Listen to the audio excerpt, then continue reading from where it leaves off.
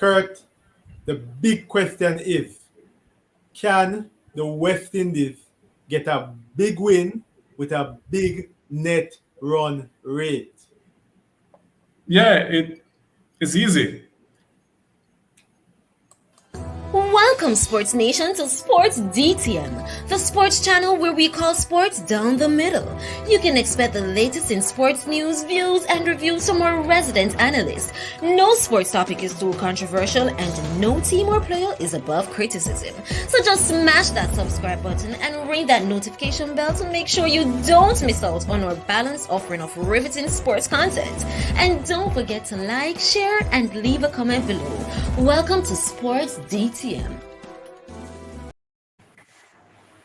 Greetings, Sports DTM fans, and welcome to another episode of Sports Only, your channel of undiluted sports content.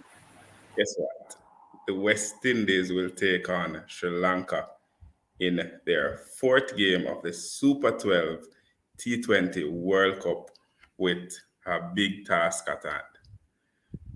West Indies versus Sri Lanka is traditionally a very touchy game.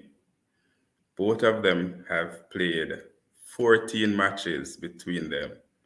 West Indies winning 7, Sri Lanka winning 7. So it's a dead tie at the moment.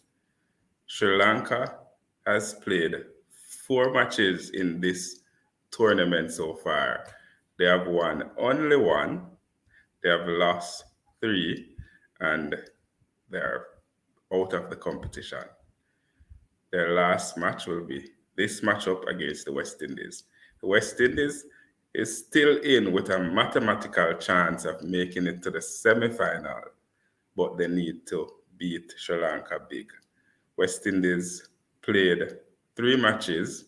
They have lost 2, win 1. They're on 2 points. Adrian, what's your thought? How you feel about this matchup? Every time the West Indies play, me feel nervous. Even in matches when we see them winning, them tend to figure out a way to lose it. Should I feel this way? Well, Kurt, again, you're getting up early on Thursday morning. Get again your source of leaf tea. Get again your pressure tablets out. The West Indies are coming to town and they are playing against Sri Lanka. Sri Lanka is already eliminated from the tournament and has nothing to play for, so there is no pressure on them. Not even pride? It's all down to the West Indies, right? The big question is, can the West Indies pull off a big win with a big net run rate? They're already behind the chasing pack on points, and they're behind also on of the worst net run rate. It is hope that the West Indies can put in a good performance, a heavy performance to defeat the Sri Lankans and get them lined up towards the semifinals. Raymond, we hear this, the West Indies versus Sri Lanka. The expectation is that, or what we expect is that West Indies win this one big. But me nervous. How you feel about this matchup? Of course, I'm nervous too. Being a West Indies fan, that comes with the territory. You have to always be nervous.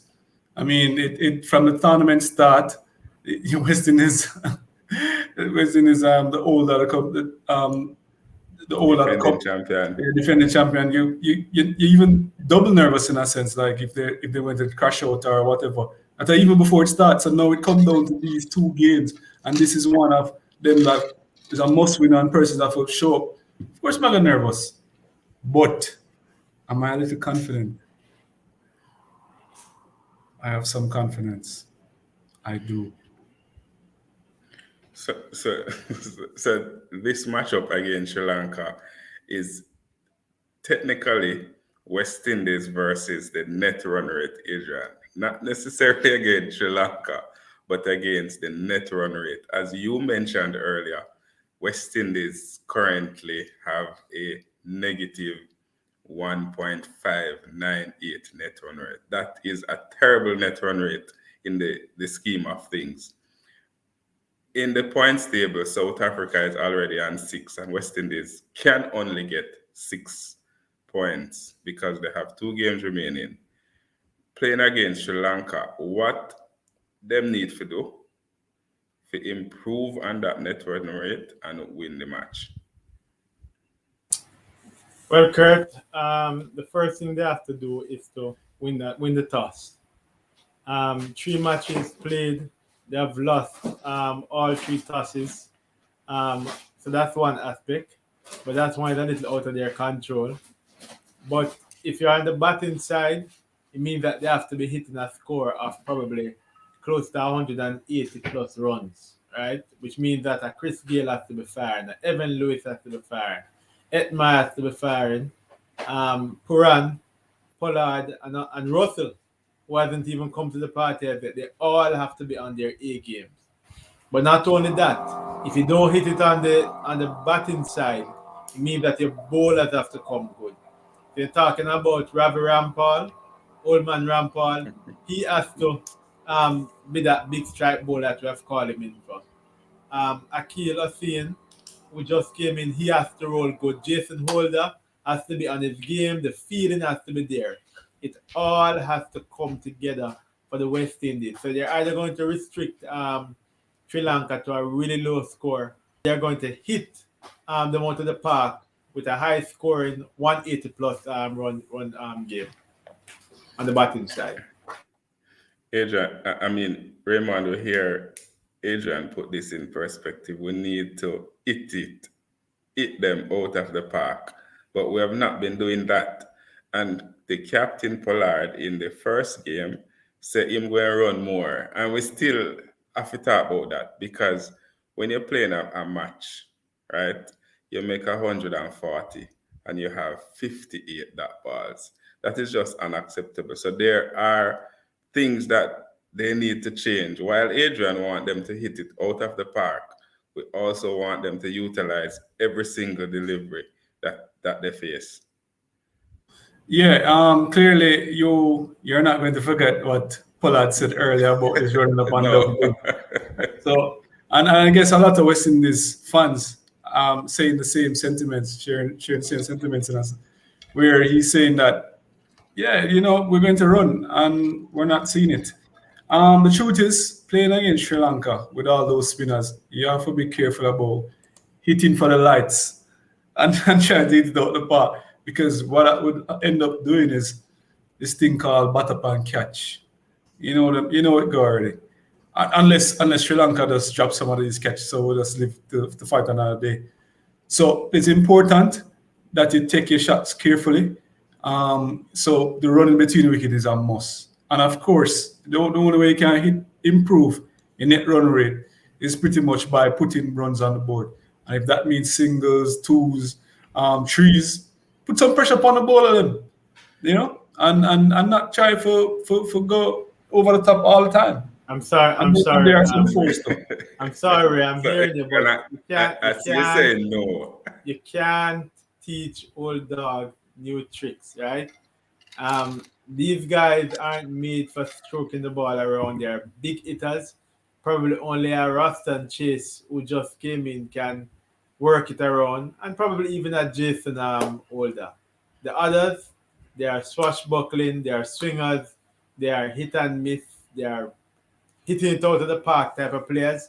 And it's not that they can't, but they're just not constructed that way, nor they have the temperament or mindset to be able to do that. So good luck with that. Raymond, we're here trying to look at the best strategy in this particular area of the world, right? The type of cricket that is being played by the West Indies is probably not suited for the conditions that they're facing. And we're asking these old dogs, Adrian, to come up with a different strategy that will work. I mean, they're professionals, so that analogy, we're not going to accept that. They're professionals, so they need to come up with Never a done it new before, strategy. Kurt. They've never done it before. run some more runs. So You I see Chris Gale running? so there are persons out there who say that Chris Gale old and can't see. So I'm not going to go into whether or not I'm going to see him run.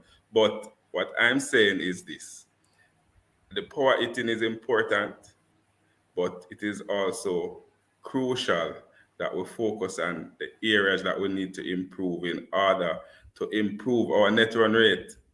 We can't accept half of the you're facing 120 balls in a T20 in a brother, and 58 of them at that ball.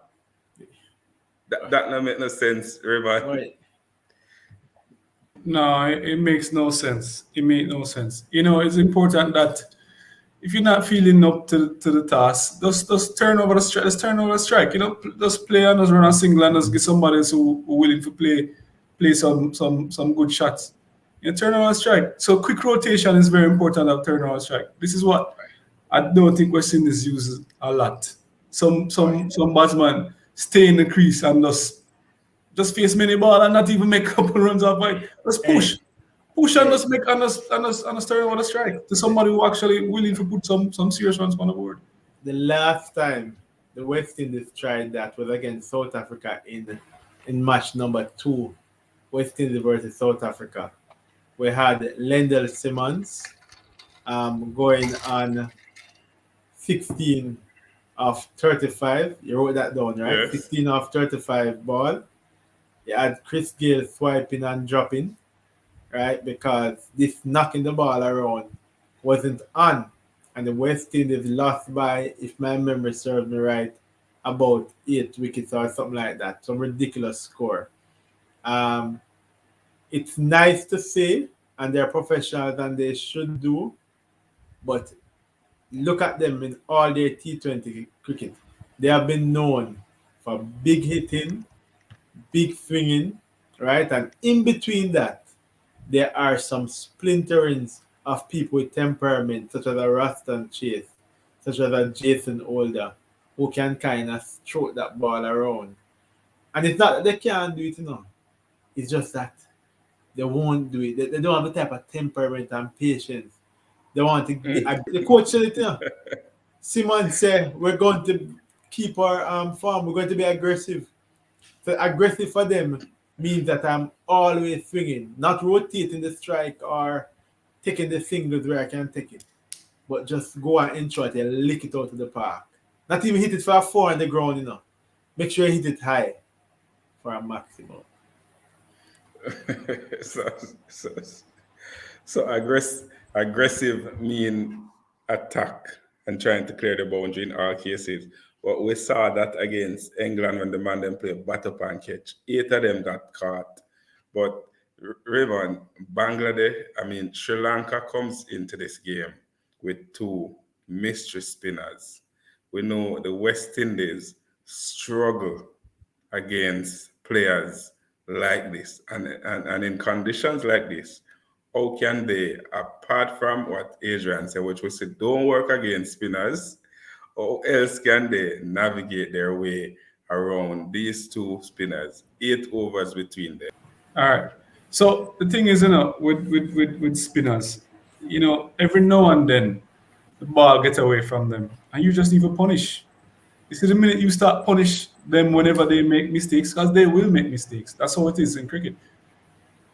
And you punish them, then that throw them off the game. No longer would the bowler feel like he's in charge or in control.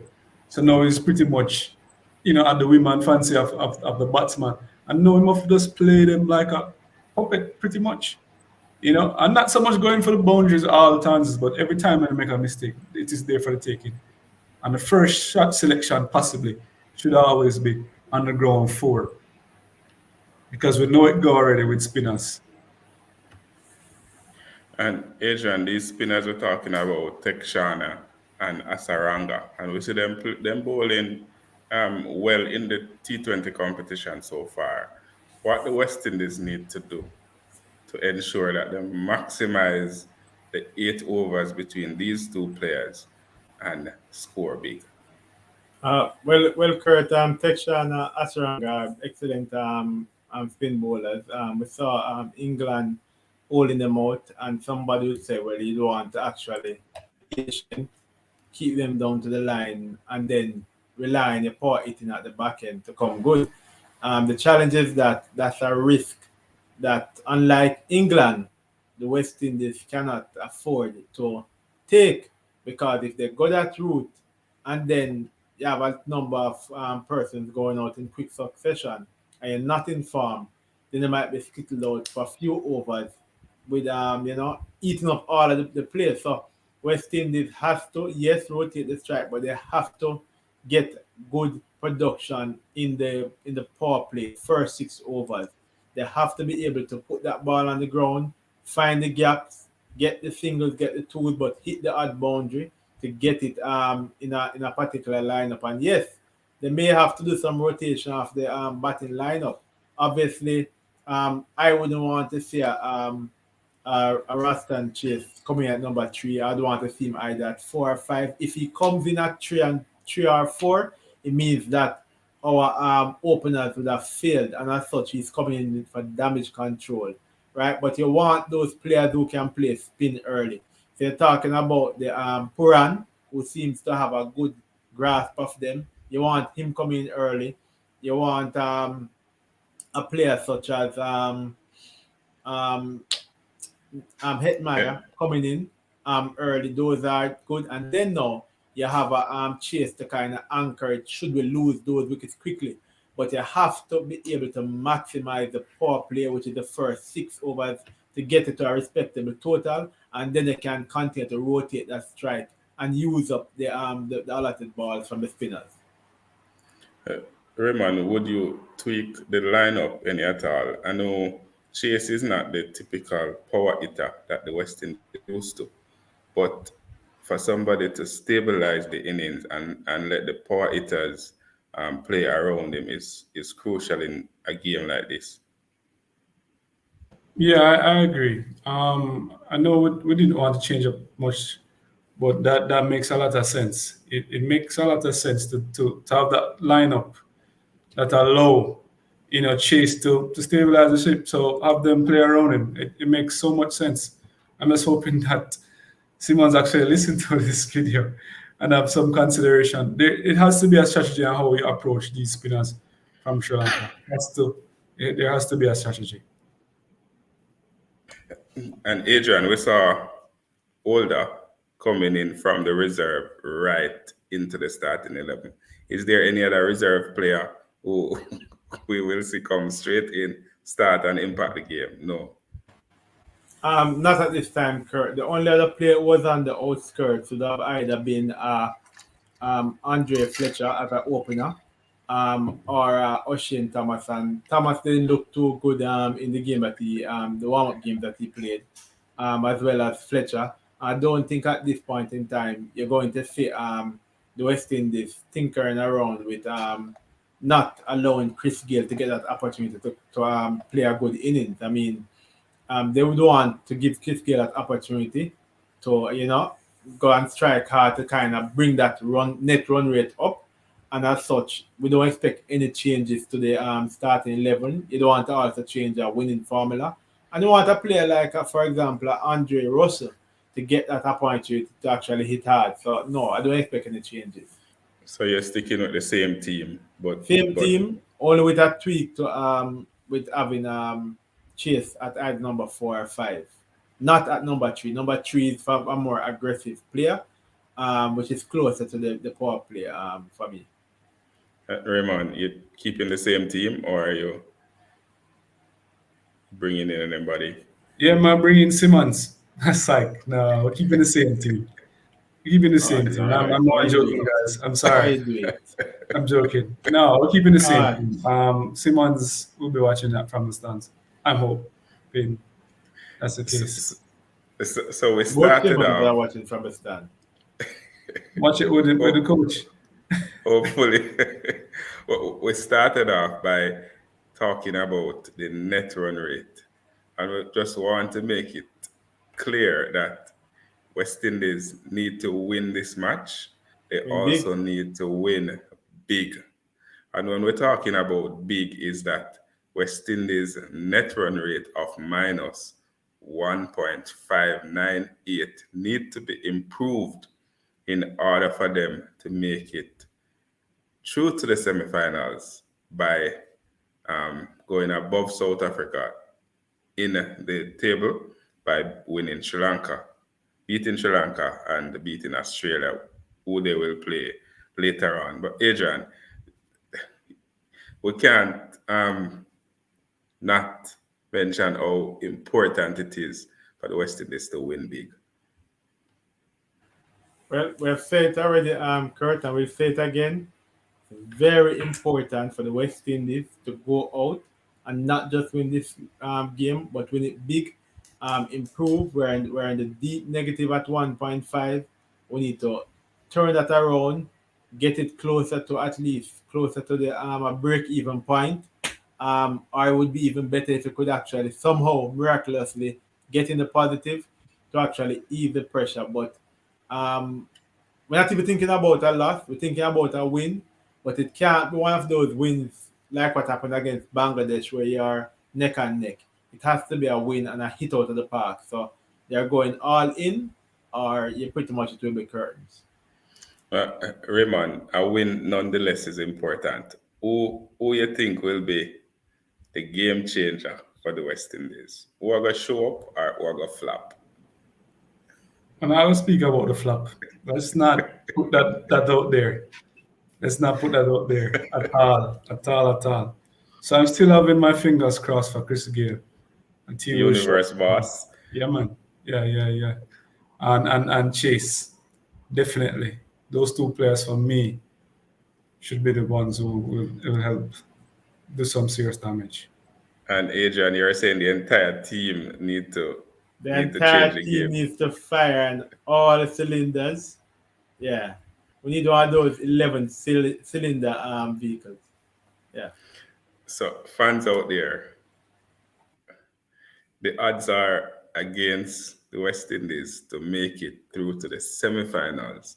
But their next matchup against Sri Lanka will determine whether or not they continue on that journey or them got them yard.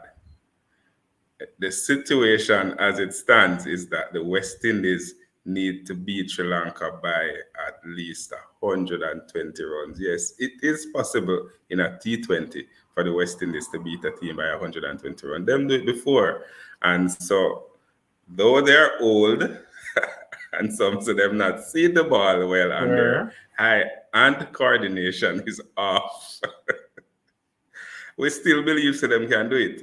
On the flip side, if Sri Lanka bat first, whatever they make, them need to lick it off in the lickliest amount of overs possible so that they can narrow that runway gap.